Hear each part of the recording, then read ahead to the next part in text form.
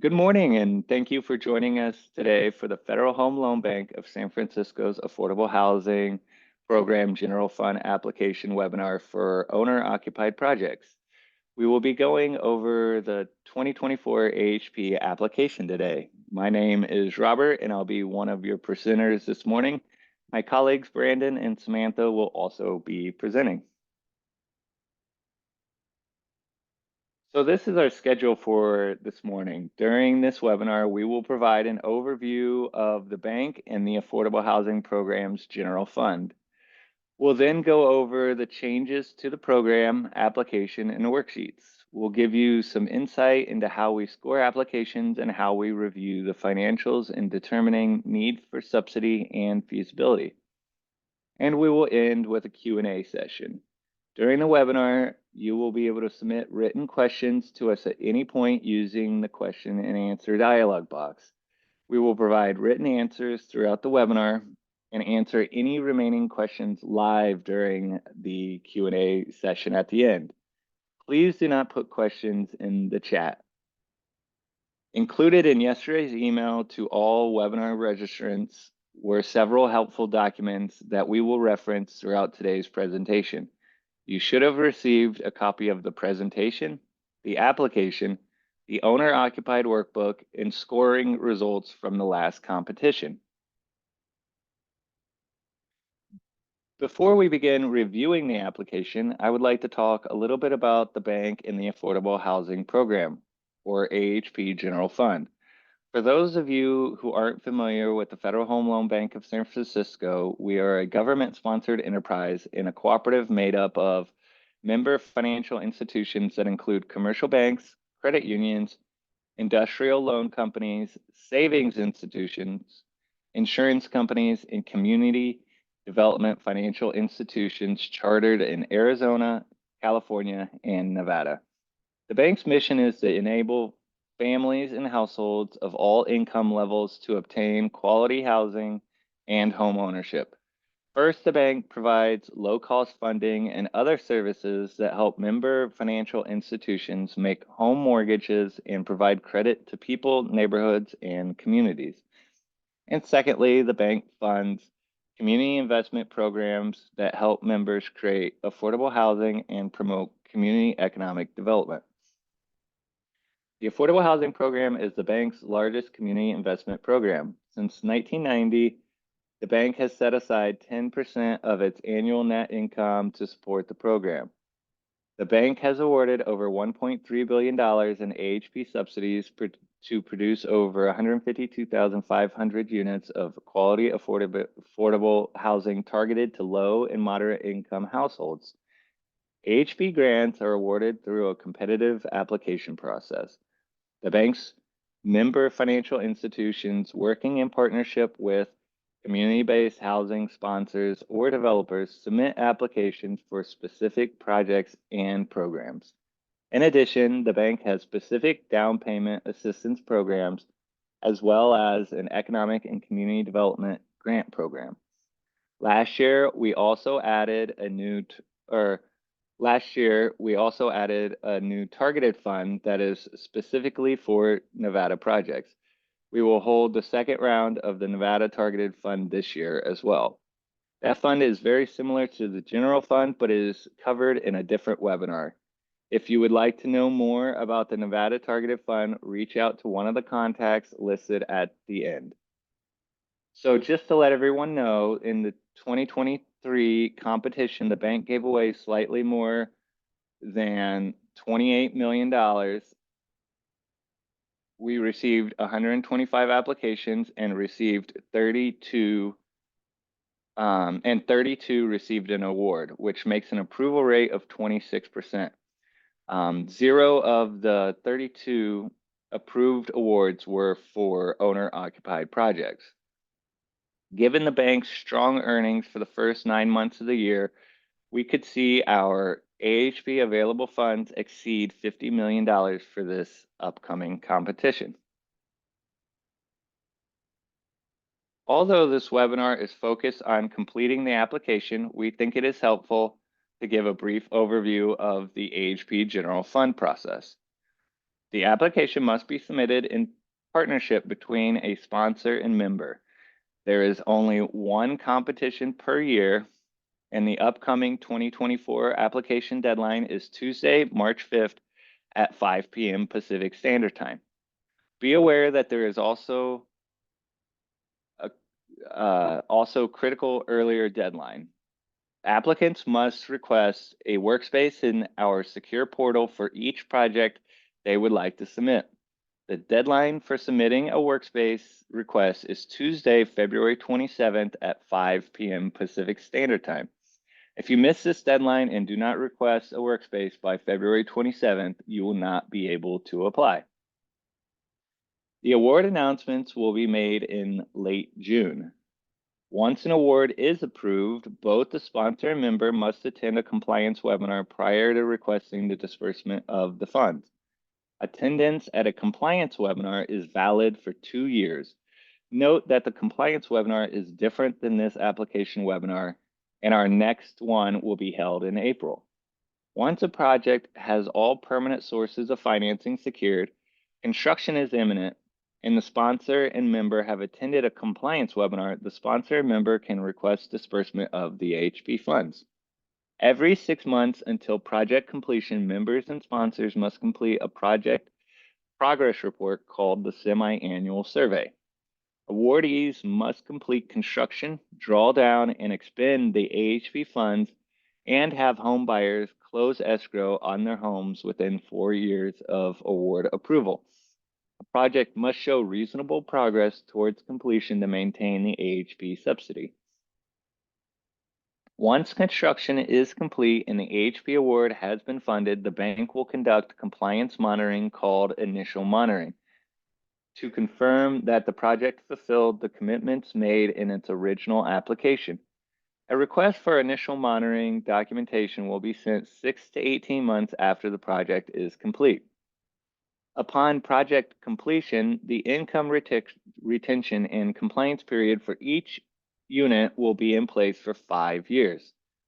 Please make sure to refer to our policy updates located under the AHP section on our website, as they provide important policy guidance for the AHP process. Now we'll go over some basic program information. The AHP is a source of gap financing for rental and owner projects, and the maximum award for a project has increased this year from $1 million to $2 million. Because members and sponsors apply together, they are partners throughout the life of the award. Since we recently lost some of our larger members like Silicon Valley Bank and First Republic Bank, we acknowledge that it might be more difficult to find a member this year. We don't typically do this, but for this upcoming round, we can help you get in touch with a member bank if you are having trouble finding one to partner with on your application. If you need to find a member bank for your project, please reach out to us offline.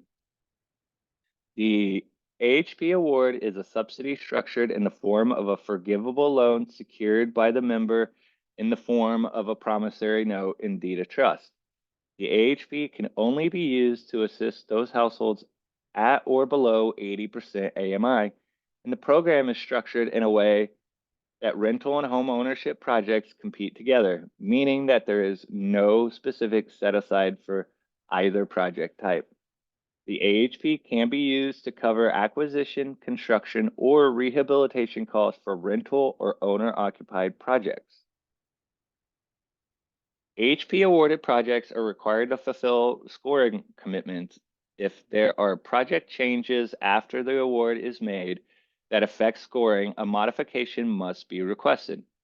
A project must demonstrate a financing gap and that it will be financially feasible at all phases. If the project receives AHP funding, it must continue to demonstrate a gap at the time of disbursement and at the time of compliance monitoring. Again, a project has 4 years to utilize the AHP, complete construction, and have all home buyers close escrow. The bank will review the project status twice a year and follow up directly with projects that do not demonstrate reasonable progress or the ability to finish in 4 years. Projects awarded AHP funding must comply with fair housing and affirmative marketing requirements. Projects that are already complete, as in those with a temporary or final certificate of occupancy or notice of completion at the time of the application deadline, are ineligible to apply for AHP. Projects will also be ineligible if the closing to the home buyer has already occurred. For projects that already have an existing AHP award that need additional funds, you can only resubmit an application to request additional funding if you first cancel the original award. There are some changes in our policy regarding multiple AHP applications this year, which we will cover shortly. As mentioned before, the maximum subsidy request has increased to $2 million this year. And also the sponsor eligibility threshold has been revised and is now a minimum of 1 year. We have a few updates about multiple applications for AHP subsidy, and they are as follows. New for this year, a project may apply for and receive AHP funds from both the Federal Home Loan Bank of San Francisco and another FHL bank, as allowed by the other FHL bank's policies, provided that the project shows a need for both AHP awards. If only one award is needed, the project must only accept one award. If you're applying to both the Federal Home Loan Bank of San Francisco's AHP and another Federal Home Loan Bank's AHP, you must disclose that information to us in the application so that we can coordinate with the other Federal Home Loan Bank during our respective rounds. We highly recommend that you reach out to us offline prior to the round deadline if you're considering applying to multiple AHPs so that we can better understand your project situation. We have a couple of other multiple application scenarios. If you have an incomplete project that recently received an AHP award from the Federal Home Loan Bank of San Francisco that needs a larger AHP award, you must still first withdraw that existing award and then reapply to us for a higher amount. If you have a completed project with an older existing AHP award that is still within the 15-year retention period from either us or another Federal Home Loan Bank, you must also withdraw any existing awards before applying for a new AHP award. This would apply if perhaps you want to come in for a new AHP award for re-syndication on a project that also had an AHP award when it was originally built. Lastly, concurrent applications to the Nevada Targeted Fund and General Fund must request the same amount of AHP subsidy in each fund. For donated property, we made a few changes and clarifications. First, that a donation transaction must occur within 5 years of the application deadline or start of construction, whichever is earlier, so as to not penalize projects that are already under construction at application. We also adjusted the appraisal guidelines for below fair market value points so that appraisals must be prepared at an appraisal certified in the state where the project is located instead of having an MAI designation. The last update here is not a change, but something we wanted to clarify as it has been misinterpreted over the years. For projects owned via a long-term lease that are seeking credit for a donation at a nominal value, annual lease payments must sum to $1,000 or less total over the course of the 15-year retention period to receive points, not just be less than $1,000 annually.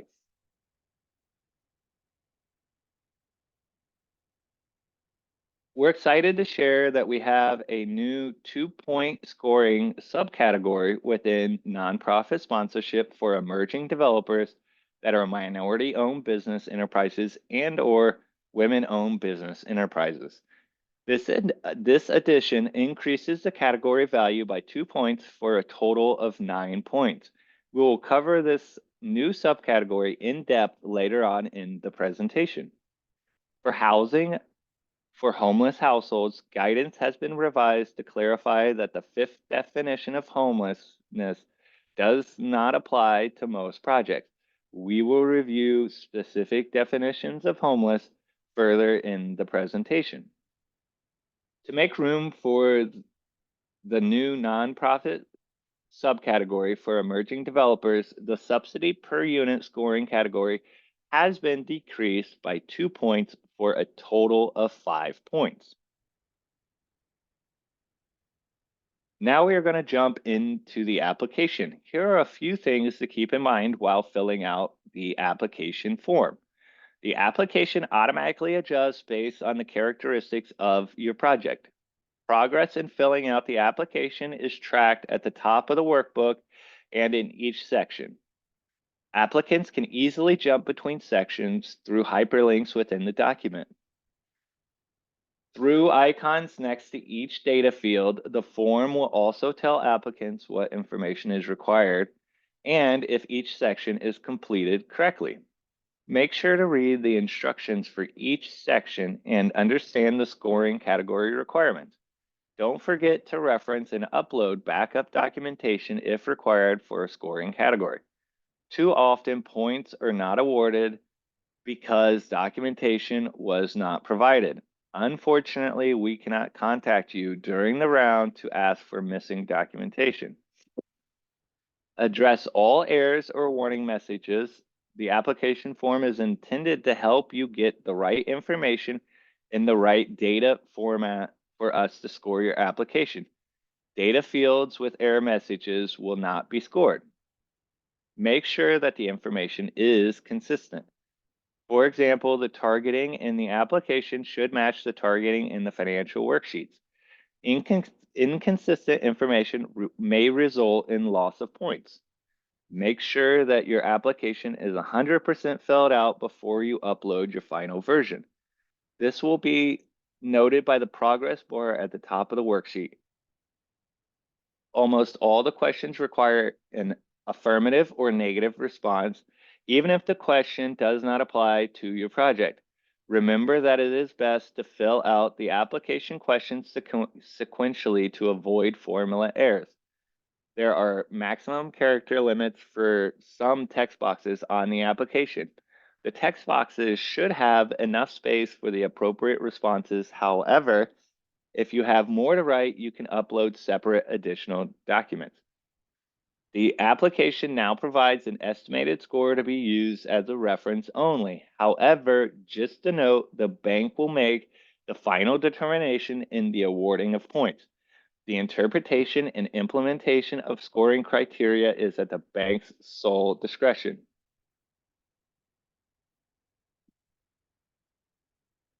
Application documents must be submitted electronically through our secure online portal. To get started, the member and sponsor must complete and submit a request for a project-specific workspace folder on the secure portal for each application by 5 p.m. on Tuesday, February 27th.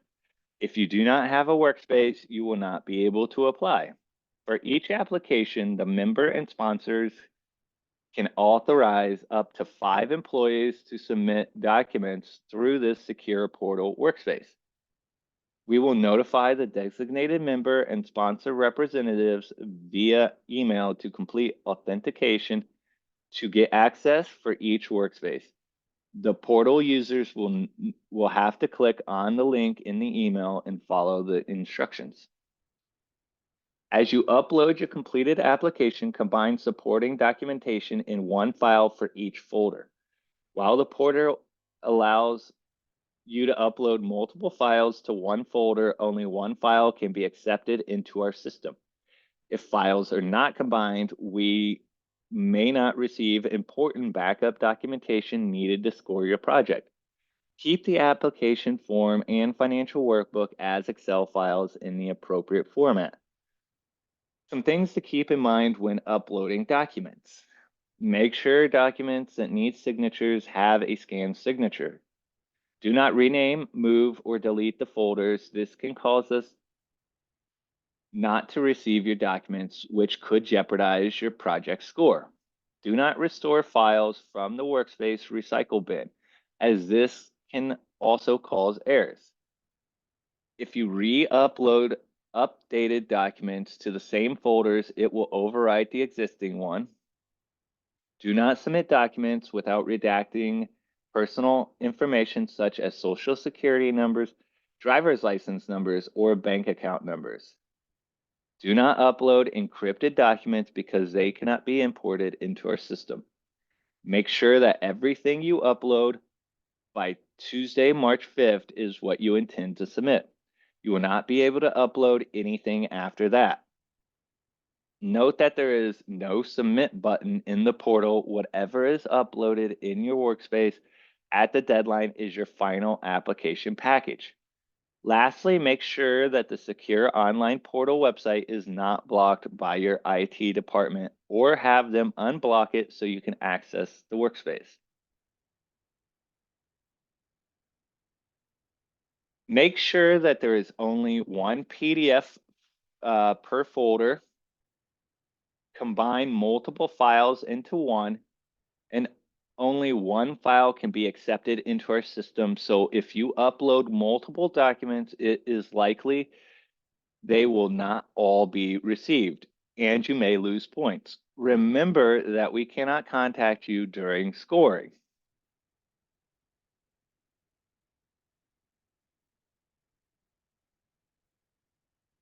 Now we will go over the scoring overview. As we go through the application, this is how the total 100 points for the application are allocated. Most of the categories are straightforward. All categories are self-scorable in the application. It's actually impossible to get all 100 points since this is an open competition with both rental and owner-occupied projects competing side by side. Some questions are only relevant to rental projects, while others are only relevant to owner-occupied projects. This keeps the scoring balance and levels the playing field for both types of projects. As I go through each of the categories, note that there will be categories where all applicants typically get full points or score well. And then there are other categories where not many projects will get points. It's in these categories that a project can have a scoring advantage in the application process. See the 2023 scoring results in the materials we provided for the average scores of last year's approved projects. Be aware that we do not have enough time to contact you during scoring, so please double check that your submitted documentation is uploaded and clearly shows that your project meets the requirements of the category. If documentation is insufficient, we will not be able to award points. So next, I'll pass it over to Brandon to go over the scoring categories. Feel free to follow along with a copy of the application open in front of you.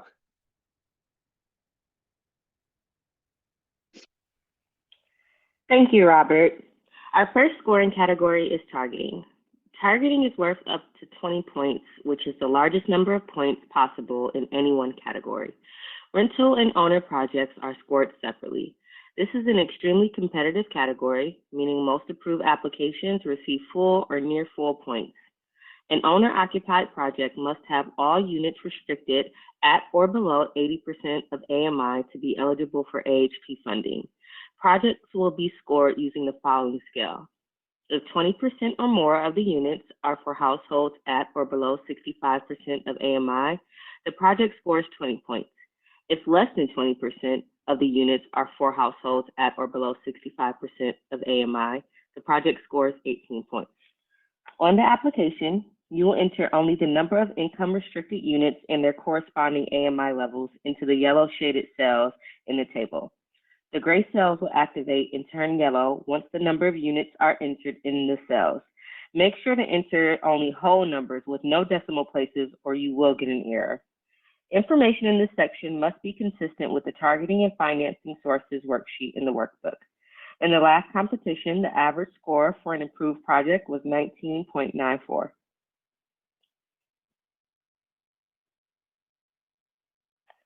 Donated property is the next category. Points will not be awarded if less than 20% of the project units or land associated with the project meets the category criteria.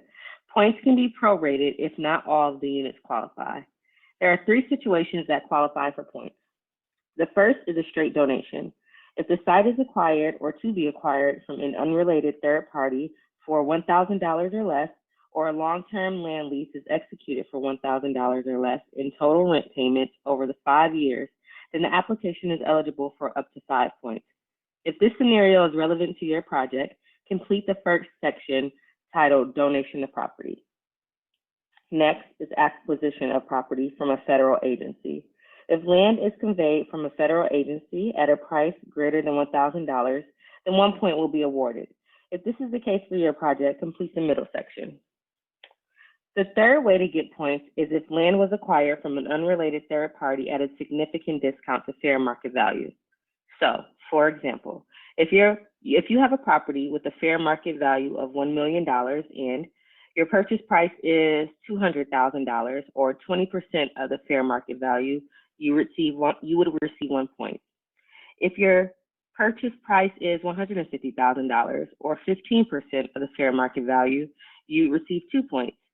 If the purchase price is $100,000 or 10% of the fair market value, you receive 3 points. If the purchase price is $50,000 or less, or 5% of the less of the fair market value, you receive 4 points. If this scenario fits your project, fill out the third section under donated property called acquisition of property below fair market value. For all of these situations, the donation or conveyance must be an arm's length transaction. In other words, the sale or transfer of a property from a nonprofit developer to its affiliate would not be eligible for points. Donations cannot come with any financial conditions or strings attached, such as a loan or other payment conditions. Transfer of title from donor to the sponsor does not have to take place prior to submission of the application to receive credit, but you do need to submit documentation to get points. If the property has not yet been donated, but will be at the future date, the bank will give credit for legally binding, fully executed purchase contracts, lease agreements, and options, or an exclusive right to negotiate that includes specific purchase or land or lease costs. Note that a letter of intent to donate the property is not binding and therefore would not be eligible for points. As a reminder, points can be deducted if the transaction does not materialize, and a reduction in points could jeopardize your award. So you want to make sure that the donation is a sure thing when requesting points under this category. For acquisitions at an amount significantly below fair market value, an appraisal must be submitted with the application and must have been completed by an appraiser certified within the state where the project is located. Also, the appraisal valuation date must be within 6 months of the acquisition agreement date. For information on the support documentation, it should be consistent with the address and APNs included in your application. Make sure there is a clear linkage between the parties and the documentation submitted. Also, make sure the donated or conveyed amount is consistently reflected in the development budget. This is the absolute link between scoring and the financial review. We do confirm that there are no acquisition costs or that there are just the nominal costs in the budget. For properties that were donated or conveyed at nominal or below market price prior to the application, transaction consummation must have occurred within 5 years of the application deadline or start of construction, whichever is earlier. Donation or conveyance at a nominal or below market price must ultimately be documented to maintain points. Under the donate or conveyed property section of the application, you must enter the number of units that apply to each situation. If none of the situations apply, you must enter 0. In the last competition, 84% or 11 of the 32 approved projects received points in this category. The next category is nonprofit sponsorship, which is now worth 9 points this year. This is an overview how the 9 points are allocated in this category. First, the bank has discretion in determining whether a nonprofit sponsor meets the category and general sponsor eligibility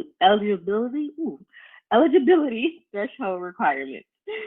The nonprofit status of an organization is a threshold criterion, and you will be eligible for the remaining points if the two statements under the sponsor classification section are true and you are a qualifying organization. The general sponsor eligibility requirements are: the sponsor has been engaged in the ownership, management, or development of affordable housing for a minimum of 1 year. The sponsor has sufficient capacity and staff experience to perform project roles and integral responsibilities. The sponsor is integrally involved in the project, such as by exercising control over planning, development, or management of the project, or by qualifying borrowers and providing and arranging financing for owners of the units.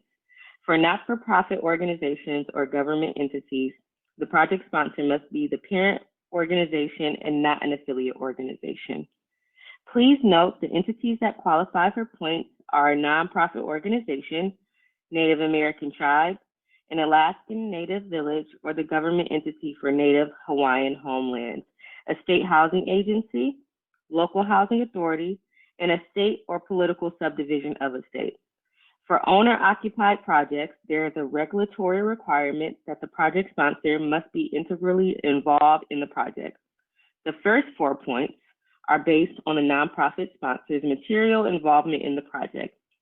See the provided list of integral responsibilities in our implementation plan. Obtaining the full 4 points is accomplished by fulfilling 4 of the 8 listed responsibilities. Most of the time, the nonprofit sponsors of owner-occupied projects are involved in more than 4 activities. Each item is worth 1 point, but you can only receive up to 4 points. Note that you should provide a detailed description of the nonprofit's involvement in the project sponsor profile section of the application, and make sure that the narrative is consistent with the boxes checked under the nonprofit sponsorship scoring category. Do not just restate that the entity will be involved in just these items, but provide details of specific activities. The next 3 points are awarded based on the percentage of the total available developer fee received by the nonprofit sponsor. The developer fee received is the quantitative side of the nonprofit sponsor's integral involvement just noted. If the nonprofit sponsor receives equal to or greater than 25% of the fee, or if there is no developer fee, then 3 points are awarded. If the nonprofit sponsor receives less than 25% of the total available developer fees, then 0 points are awarded. Make sure to select the correct response here. If you respond that the project has no developer fee, and we note a developer fee in the budget, you might not receive the 3 points. As proof of tax-exempt status, a nonprofit organization must submit the IRS 501c3 letter, or you can submit a state franchise tax board letter. The bank does not accept bylaws or articles of incorporation as a substitute for showing tax-exempt status. If there is an entity name change, please submit the updated IRS documentation. If the sponsor is a government or tribal entity, then no documents are required. In 2023, 97% or 31 of the 32 approved projects received the full points in this category. A new subcategory has been introduced to the nonprofit sponsorship scoring category that awards 2 points to emerging minority and women-owned developers. If the project earns at least 5 points in the preceding subcategories, the project may earn points in this subcategory, meaning the sponsor must have involvement in integral responsibilities and must receive at least 25% of the developer fee in order to receive these points. Emerging minority or women-owned developer points will be awarded to projects that meet both the following criteria. 1, the project sponsor is a minority and/or women-owned developer defined as meeting at least 2 of the 3 following criteria. The sponsor's CEO or executive director is a minority or a woman. The sponsor's board of directors is greater than 50% composed of minorities or women. The sponsor's senior management, as defined by the organization, is greater than 50% composed of minorities or women. The project sponsor organization has fewer than 5 years of development experience, and or has developed fewer than 5 projects in the past 10 years. The sponsor must certify that they meet this criteria using the AHP Emerging Minority or Women-Owned Developer Form, which is a new attachment for this year that you will see when you download the application package. As noted, this is a new subcategory. We surveyed other emerging developer programs, and while we believe our requirements are aligned with other programs, please let us know if you discover a conflict between this new subcategory and other emerging developer programs. So now I'll turn it over to Samantha to continue going through the general fund scoring categories. Thank you, Brandon. If at least 20% of units are reserved for first-time homebuyers, then you can get up to 6 points in this category. All points will be prorated based on the percent of units set aside for first-time homebuyers. Our definition of a first-time homebuyer is listed here, and qualified homebuyers must meet one of these criteria. In the last competition, no awarded projects scored in this category. The next category is homeless housing and has a maximum of 6 points. Although rare for owner-occupied housing, points are awarded to projects that create home ownership opportunities for homeless individuals or households. For all the details, including documentation required at initial monitoring, please review this scoring category in the implementation plan. Scoring in this category is slightly different from other unit-based categories where points are simply prorated based on the number of units reserved. For this category, you get an automatic 3 points if a minimum of 20% of units are reserved for homeless households. The remaining 3 points are prorated based on a ratio of the remaining units that are reserved for homeless households. In the application, you must describe the homeless program in the text box provided, including a description of outreach activities and referral agencies used. Since it's extremely rare for owner-occupied projects to target homeless households, we will review this section carefully if you request points under this category. Also, please note that the units set aside must also be indicated on the targeting and financing worksheet. To get points, they must match what is indicated on the application.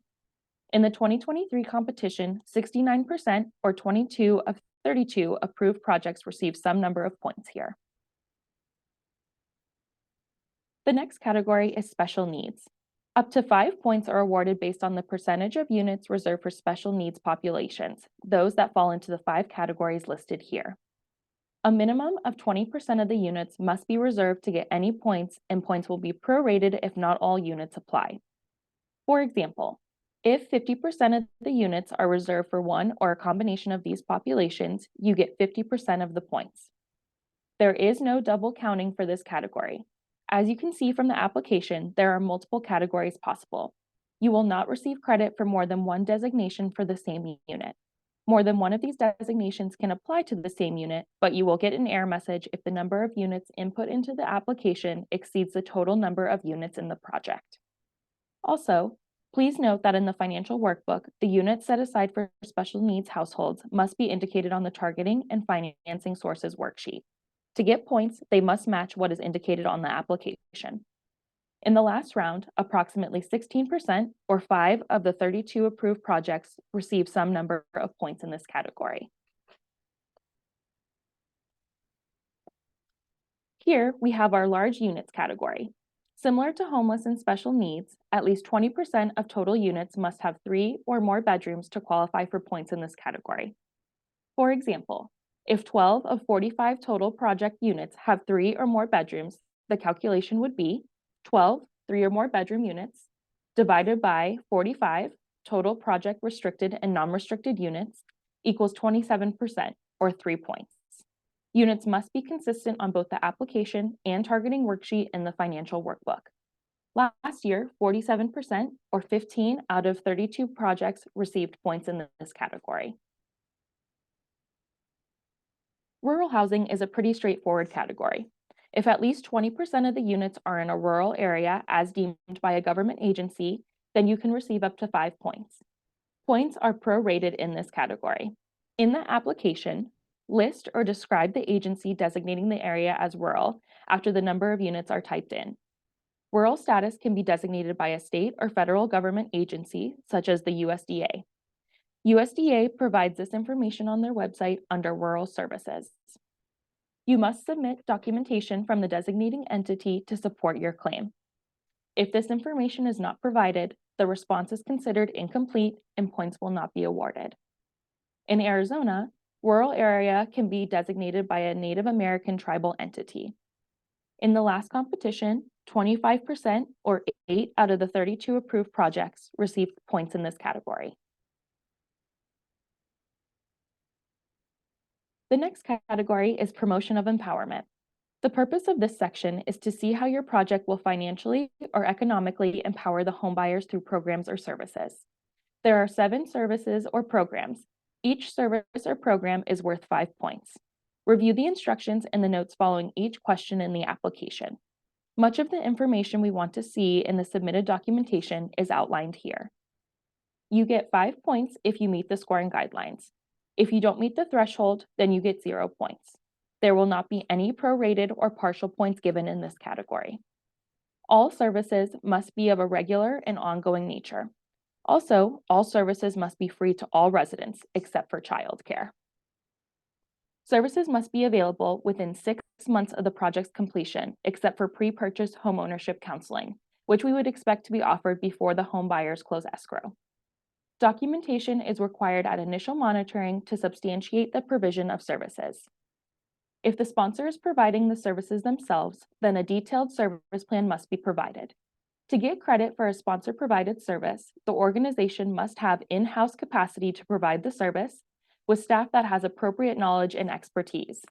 Use the organization's letterhead and then date and sign the services plan. If the project sponsor hires or contracts with a third-party service provider, then the documentation must include one of the following documents: a Memorandum of Understanding, or MOU, between the sponsor and the third-party organization, an executed service contract, or a letter of commitment. These documents must list the services and funds which partnering agencies have agreed to provide. Service commitment documents must be dated within 6 months of the application deadline. If you have an MOU that was executed beyond the 6 months, but the services detailed in the MOU will still be provided to the project residents, then you can have the partner service provider submit a current cover letter stating the MOU is still valid and all indicated services will still be provided. Letters of support are not acceptable documentation for provision of services in the empowerment section because they are not a commitment but are more like references. For example, this includes letters written by people or organizations that support the project sponsor and its work, but are not formalized commitments outlining the provision of services. Also, you must complete the empowerment budget worksheet, which should show annual projected expenses of the service, and you must indicate how the project will pay for these expenses. If this is not filled out, no points will be awarded. This budget is included in the financial workbook, so please fill out this worksheet instead of submitting a separate budget. For the sweat equity feature, remember to input the number of hours in the targeting and financing worksheet and submit the sweat equity agreement template to be used. Do not just assume we know you will provide the services of pre- and post-home ownership counseling. Submit documentation with a curriculum for the counseling program. If another entity is providing the service, submit the documents we talked about earlier with details about the provider's curriculum. In the last competition, all awardees received the full points in this category. Next, Robert will go through the community stability category.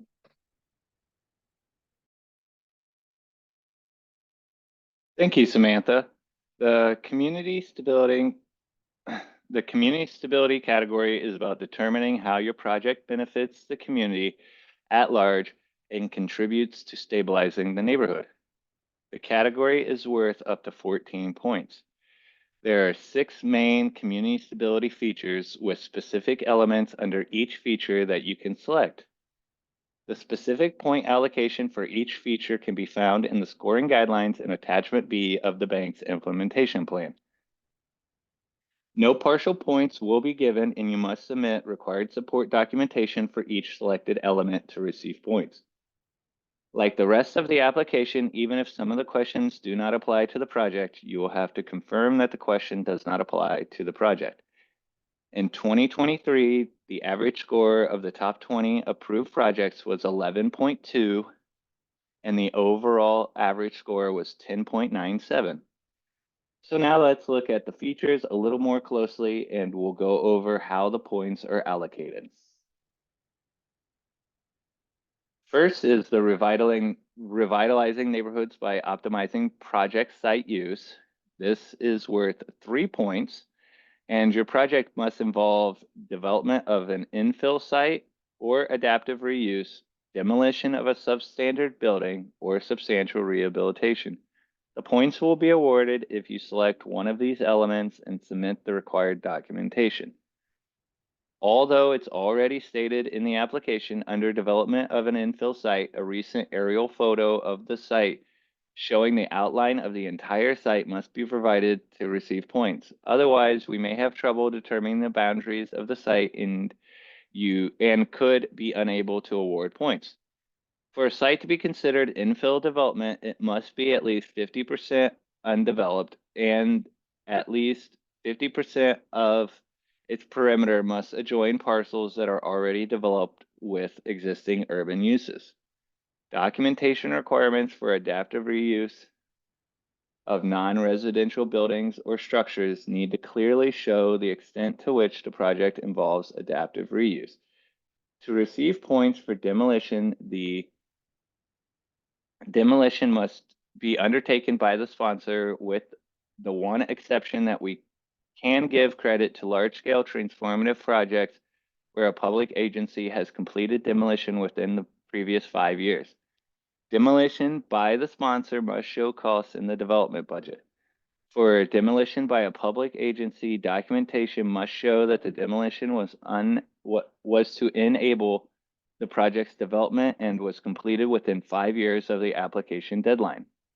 Documentation can include land conveyance agreements or development agreements that outline the demolition contracts, or other documentation that supports the requirements.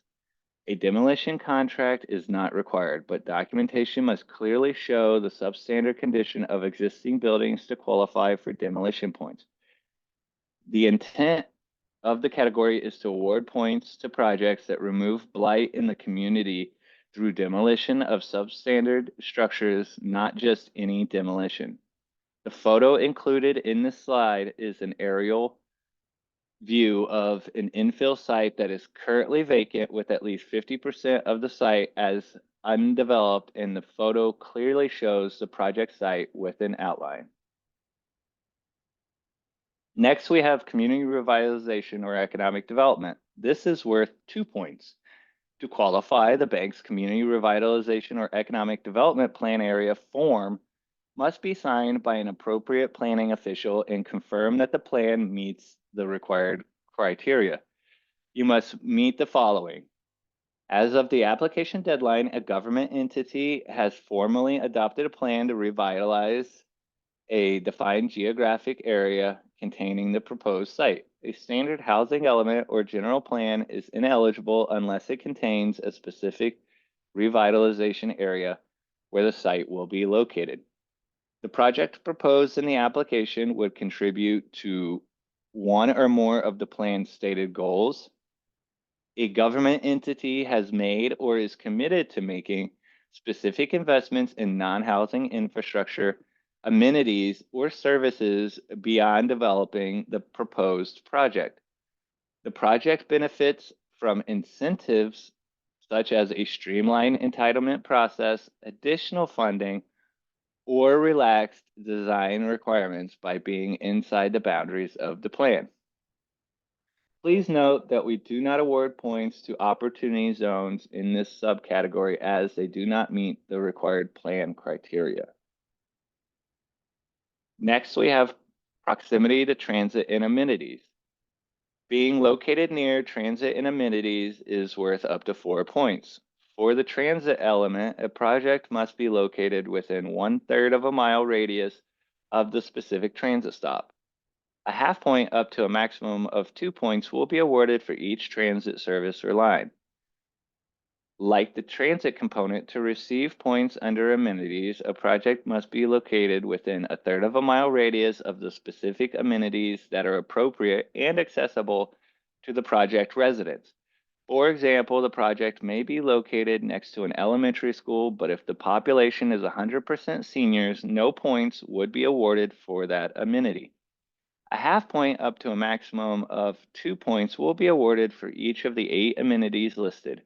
Note that you will not receive more than 1/2 point for each of the categories, as shown here on the slide. If there are 3 parks near your development, you will still receive only 1/2 point. Some important things to keep in mind. To receive points under this feature, the transit service or amenity must be in place at the time of application. Also remember that transit agency route maps are still required documentation for the transit section, even though we no longer need timetables. The application outlines how the distances to transit and amenities should be measured and the required documentation. No points will be awarded without documentation or if your documentation is missing, information needed to determine distance or destination. Here's a good example of documentation for the number of transit lines near the project. This example clearly shows where the project site is, the distance radius surrounding the project, 1/3 of a mile, and the distinct transit lines that are within that area. It also shows a clear scale and legend from a third party. It is very important for both transit and amenities documentation that the third party scale and legend is included, as we had a number of projects lose points in this area over the last few years because the third party scale was missing. This gives us certainty that the information provided is accurate. Otherwise, we can't tell if the map was just created by the applicants. Next up, we have sustainable developments, and this subcategory is worth 4 points. Points will be awarded for obtaining one of the indicated certification levels.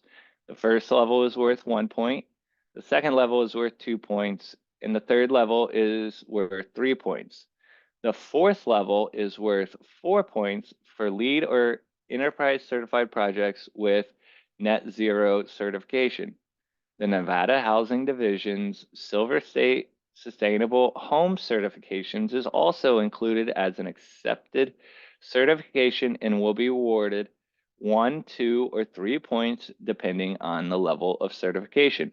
One important point I would like to emphasize is that you should not overcommit here.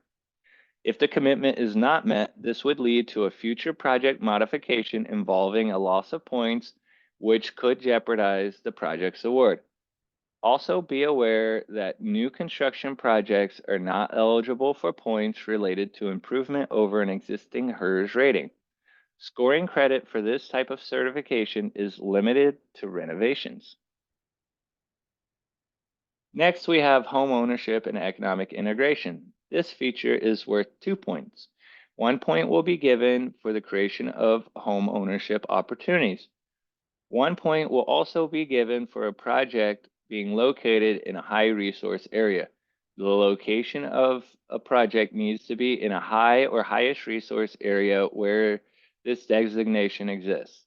For example, in California, using TCAC's opportunity area map as shown on this slide, or to an upper income census tract in areas that do not have this type of designation. California projects must provide a printout of the opportunity or of the state's opportunity map. Non-California projects must provide a printout of the project census tract from the website of the Federal Financial Institution Examination Council, showing the project's location in an upper income census tract. Do not miss out points for location in the indicated areas. Even if you are sure that your project is in a low income census tract area, go to the FFIEC or your tax credit agency's opportunity map website and enter the project address to confirm. All project units, including scattered site projects, must be in a high or highest resource area or upper income census tract to qualify for points. Note that you may choose to utilize the census tract income designation or resource designation from the high or highest resource maps in effect when the initial site control was obtained up to 7 calendar years prior to the application. If you go this route, make sure to make this intent clear in your evidence of community stability PDF and include site control documentation along with the older maps. Next, we have preventing or minimizing household displacement. One point will be awarded for no household displacement for a site that is vacant and unoccupied, or that the project site is occupied and an acceptable relocation plan is in place. To receive the 1 point for no displacement, you must provide a written explanation of the project site history and confirm why no displacement is taking place. To receive the 1 point for displacement with relocation, you must submit a relocation plan. A relocation plan is only required for residential displacement. If a project involves relocation, then we expect to also see the relocation expenses in the budget and an acceptable relocation plan, which we will go into detail about in the next slide. The implementation plan provides the specific requirements for a relocation plan. Again, this is only required for residential displacement. If your project is required to go through a relocation plan process by one of its other funders, this should be fairly straightforward, as you can just submit your relocation plan that has been approved by that funder as noted here. If you do not have a plan approved by federal, state, or local government funders, you can write your own plan, but make sure it meets all the points in this slide, including a budget. This applies to temporary relocation within a building, as well as permanent relocation and relocation where households are moved out of the project for a period of time while work is completed. We recognize that not all elements are necessary for all types of relocation. So if an element is not appropriate, include a brief explanation why it is not necessary for your project's relocation plan. So that brings us to the end of the community stability section, which clearly offers a variety of avenues for your project to receive points. That concludes the community stability category, and I'll pass it to Brandon to finish out the rest of the scoring categories. Thank you, Robert. Next, we have the project readiness category, where points are awarded to projects that have demonstrated viability by meeting certain development milestones, obtaining site control, and being permit ready or having building permits.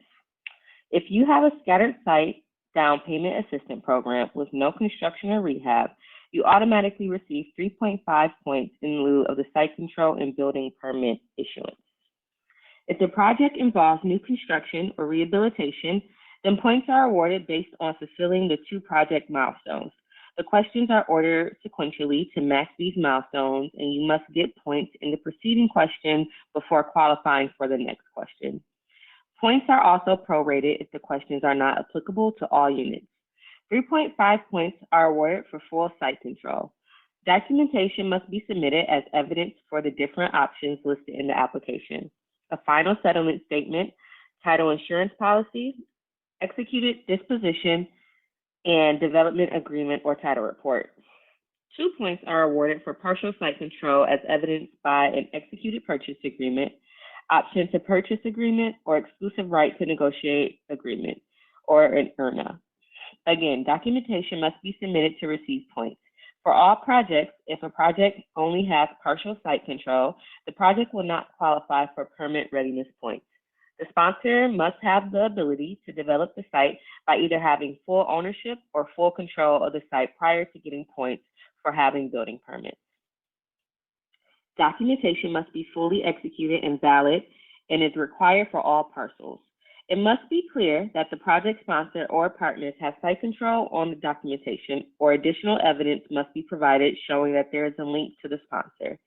Make sure that the addresses and assessor parcel numbers, or APNs, dates, and signatures are consistent and on all forms as appropriate, especially if this information is in an exhibit. If you receive points for full site control, then you qualify for points under building permit issuance or building permit readiness. The building permit readiness form must be signed by the building department to receive 3.5 points, whether you have permits or permit ready letters. Only the form needs to be signed, and you do not need to attach the actual permits or ready letter itself.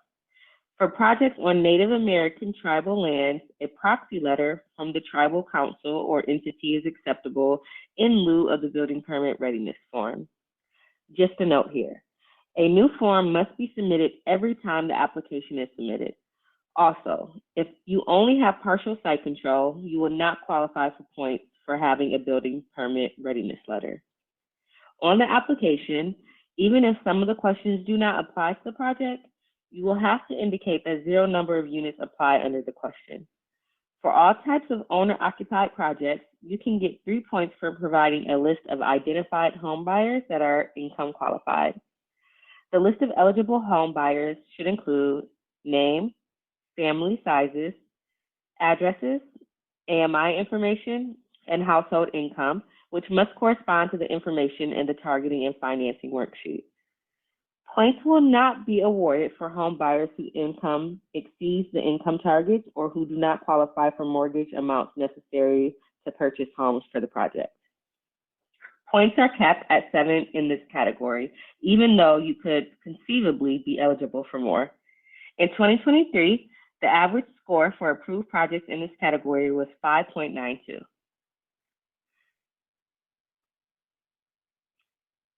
So for our in-district project, this is a very straightforward category. Points are not prorated. Basically, if your project is in Arizona, California, or Nevada, you receive 5 points. If the project is located anywhere else, you will receive 0 points. On the application form, the question is automatically answered based on the project address provided. Last year, all 32 projects were awarded in district. So this category is designed to support development located on tribal land or developed by tribal entities. Projects where all units meet one or more of the criteria listed on the slide will be eligible for points. If the project owner can be a tribal government, an agency of a tribal government, a tribally designated housing entity for the purposes of the Native American Housing Assistance and Self-Determination Act, or an entity incorporated, created in accordance with tribal law, this is a very easy way to get points in this category. Alternatively, you can get points if tribal funding is included as a source of funding for the proposed project, such as Indian CDBG, Indian CSBG, Indian Health Service Funds, or NAHA SDA funding. The amount of tribal funding included in the sources of funds must be an amount equal to or greater than lesser of the 5% of project's total development cost, or $100,000. While we haven't gotten a project submitted from Hawaii in a while, you could also receive points if the project is in a Hawaiian homelands housing area. Last year, one of the 32 projects received points in this category. So the subsidy per unit category has been reduced by 2 points and is now worth 5 points. In the AHP, there isn't a maximum subsidy per unit, but keep in mind that each project may request up to a maximum of $2 million, and the member limit is $15 million. However, since this is a competition, you get more points the less subsidy per unit you request. Basically, the score is calculated by taking the amount of subsidy requested divided by the number of income restricted units. Those that are restricted to households earning at or below 80% of AMI. The scoring for rental and owner projects is different. For projects For owner-occupied projects, to get points, the range is between 25,000 and 45,000 per unit, with a full 5 points for 25,000 per unit and 0 points for 45,000 or more per unit. We often get the question, how much should I request? And we encourage applicants to request what the project truly needs to fill the gap. However, you may need to balance what your project needs with what score will make your project most competitive. In 2023, 29 out of 32 projects received the full points in this category. Okay, now that concludes the review of all the scoring categories. So this slide will show you the breakdown of each scoring category in the application e-form, and is found at the end of the application. Make sure you review this summary to ensure that everything has been entered accurately and the score reflects what you think it should. You can also use this tool to evaluate how competitive your application will be when comparing your project's estimated score with the scores of the previous year. There is no way to predict what range of scores will be in any given year. But if you aren't even close, you might not want to spend your time on submitting an application. Now, we are going to take a 5-minute break, and we will finish up the rest of the webinar after this break. Welcome back, everyone. In this next part of the webinar, we will provide information on how we evaluate a project's need for subsidy and feasibility and go over the financial worksheets. Not only do applications have to score well, but they must also meet the Federal Home Loan Bank standards to demonstrate that the amount of subsidy requested is truly needed and that the project is also financially feasible. So, in determining need for subsidy, we look at the financials to make sure that the project demonstrates a financing gap.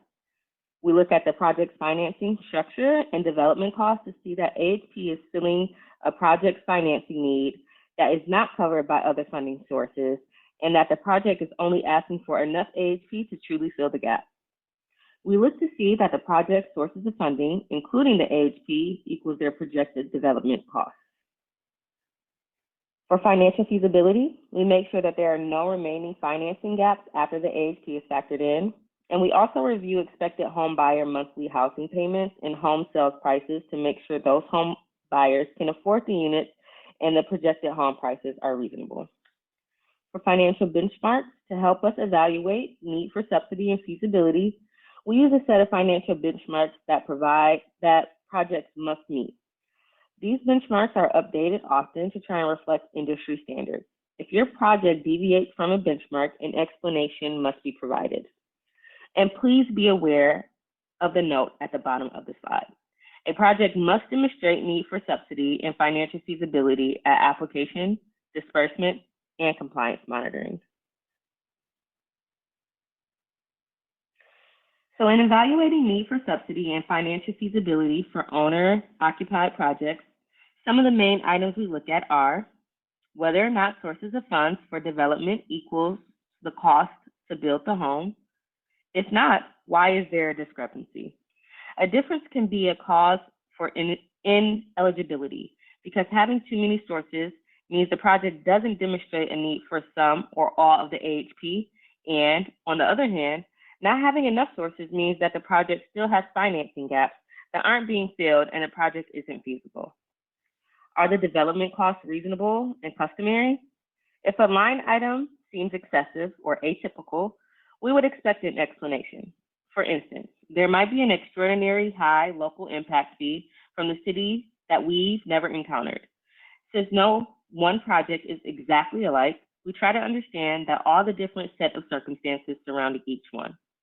We also verify whether benchmark deviations are explained. For example, potential home buyers shouldn't pay more than 35% of their income towards their monthly mortgage payment.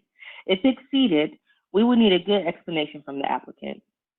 And for construction of new units that do not involve self-help or sweat equity, as mentioned earlier, we require a market study to demonstrate the marketability of the units and that the projected sales prices are reasonable.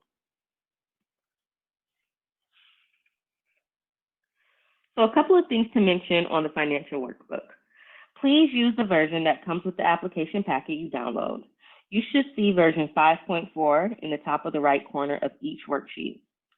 Instructions and notes on completing the financials are included in the workbook on the first tab. We strongly recommend that you read this prior to completing the workbook. Worksheets should be filled out sequentially, starting on the second tab of the workbook with the Targeting and Financing Sources worksheet. The worksheets are all connected, and figures and amounts are automatically pulled into other sections of the workbook. You can only enter data into unshaded cells. The shaded cells are locked and cannot be altered. Again, please review the worksheets so that they are accurate and consistent before submitting them. Please make sure that the sources in the workbook match the source documentation provided. Note that we rarely allow changes to the workbook after it has been submitted. Okay, so now I'm going to pass it to Samantha, who will review the actual rental worksheets for you. Thank you, Brandon. To start, we will look at the workbook instructions and notes worksheet. We highly recommend that you review this worksheet while you complete your workbook. It contains a lot of helpful instructions and policy guidelines. Next, we will look at the Targeting and Financing Sources worksheet. Please enter the current 50% or very low AMI levels, adjusted for family size, based on the 2024 HUD income limits guidelines if available.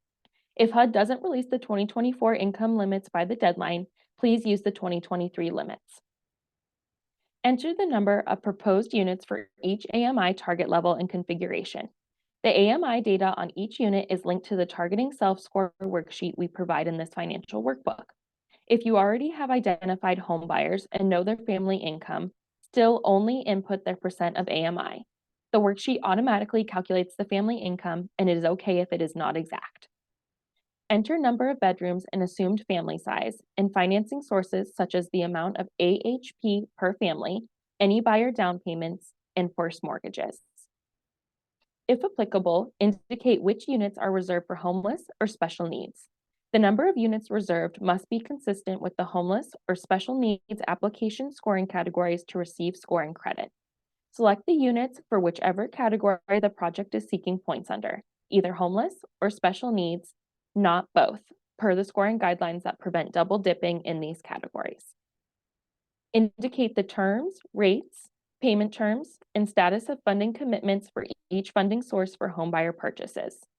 Documentation of approved sources of financing must be provided. Enter sweat equity hours if applicable. This would be mostly for Habitat or USDA self-help projects.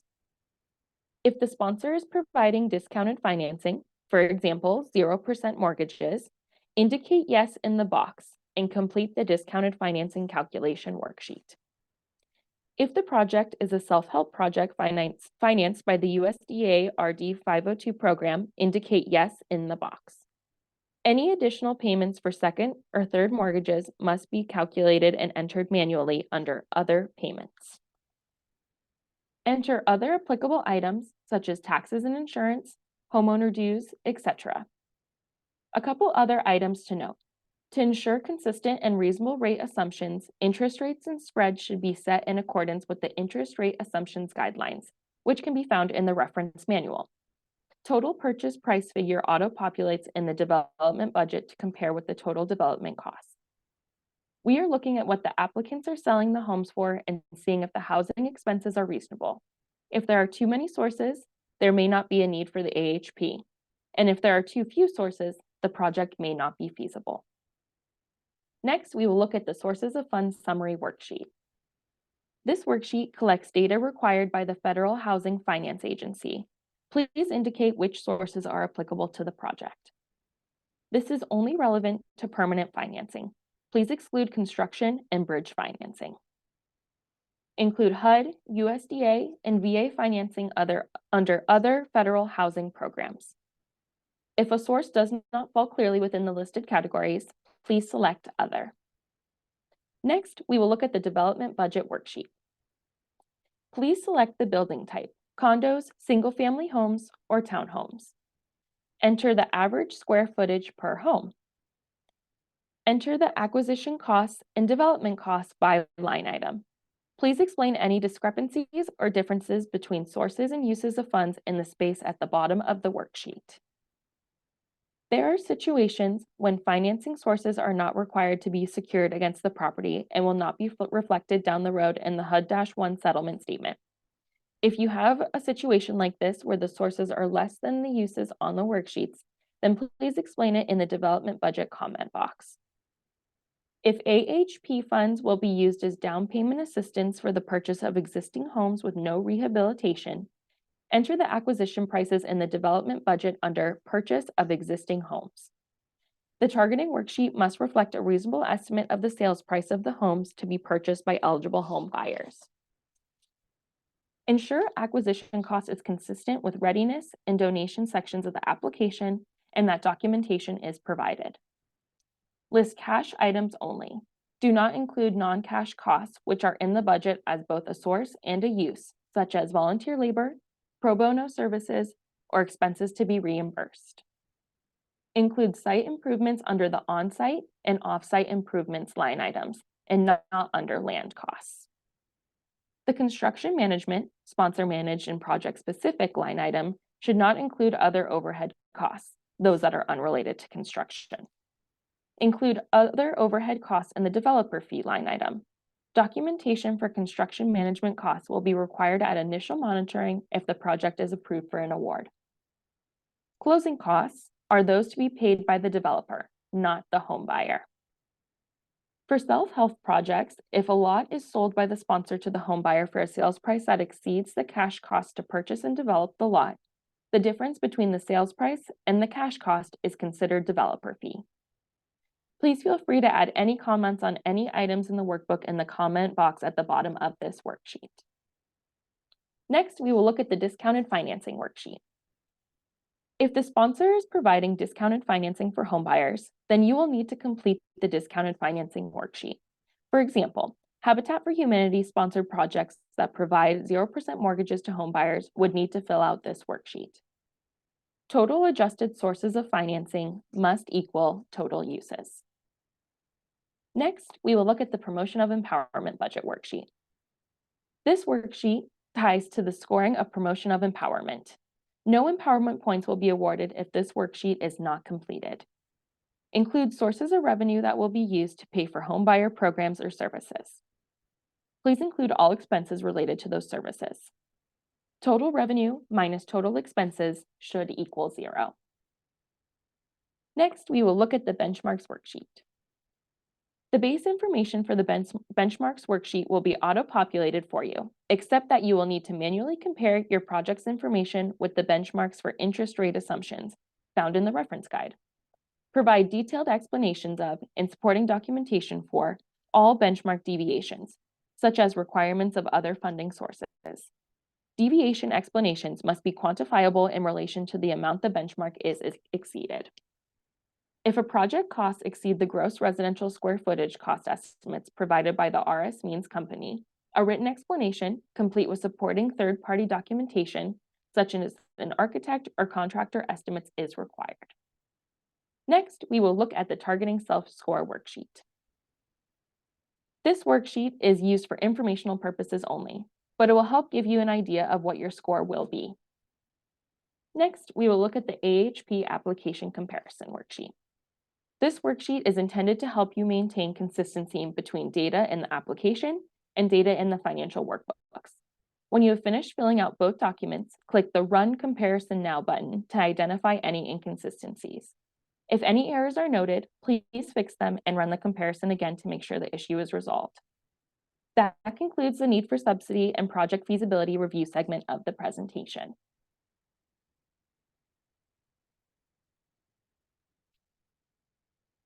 The AHP application, accessing the application. The application package is on our website. The form to register for the secure portal access is also on our website. In fact, you can register for an application workspace on the secure portal right now in anticipation of applying. If you have additional questions beyond what is covered here or answered during the Q&A session, please contact one of us and we will be happy to help get your questions answered. Note that there are 2 sets of contacts, one for setting up your secure portal workspace and 4 contacts for questions about the AHP application scoring and feasibility. Now we will go to the Q&A session.